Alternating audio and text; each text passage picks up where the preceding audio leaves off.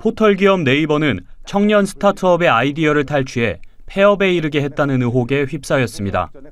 저희 어머니는 지금 절로 들어가셨고 제 주변은 혹시라도 제가 잘못된 선택을 할까봐 밤낮으로 보초를 서면서 제 잠자는 숨소리까지 지금 듣고 있습니다.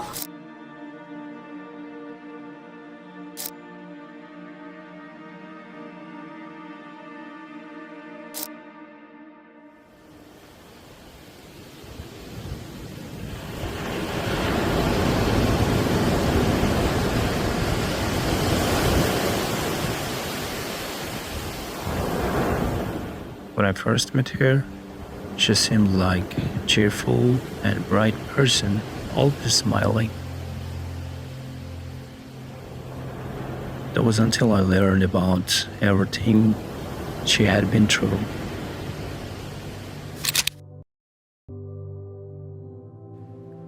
Leon met me during a period of personal turmoil, but I had no idea cause she never showed it. Looking back now, I realize that her inner self might have already been deeply broken, even if she never let it show. When I moved from Seoul to another city, Leon for the first time, confident that she wanted to die or felt like she might truly die. I was shocked. But I couldn't bring myself to ask her anything. I didn't know where to start, and I feared I wouldn't understand. I wanted to know, but it felt like I couldn't ask. As time passed, Rehan came to see me on the last day of 2023. Saying she wanted to see something shiny and beautiful. We rode the Paris wheel together, taken in the night with. She said she loved it, and I thought we had ended 2023 on a good note. But looking back, that might have been the last time I saw the Rehan I thought I knew. The Rehan I met again in the hospital after that was not the same person. Maybe for the first time, I was seeing the real Rehan. The one who didn't have to pretend to be cheerful or force a smile.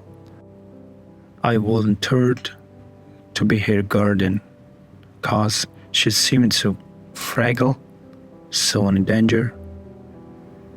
I was so scared too, but seeing how vulnerable she was, all I could think about was protecting her. Every morning, on my way to work, and every evening when I returned to back home, I prayed that she would still be there, that nothing would happen to her, that Rehan would still be alive.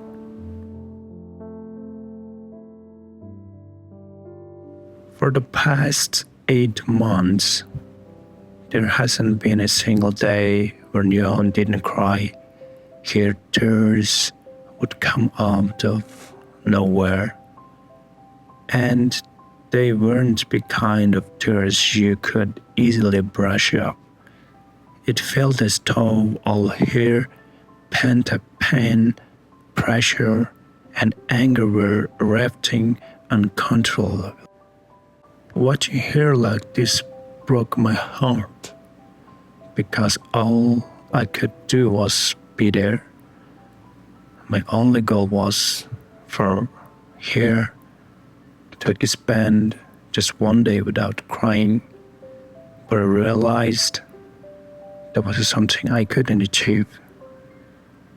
Seeing her suffer and sharing the pain was hard for me too.